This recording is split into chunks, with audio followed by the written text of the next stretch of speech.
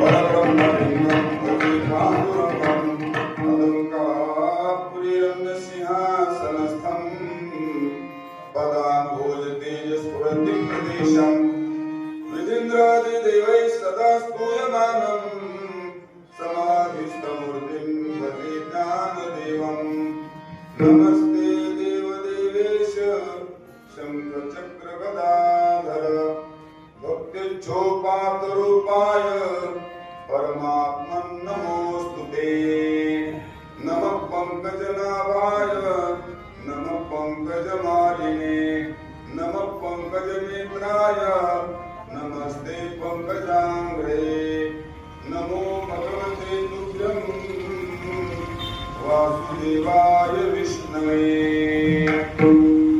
पुरुषायादिबीजाय पूर्णबोधाय ते नमः।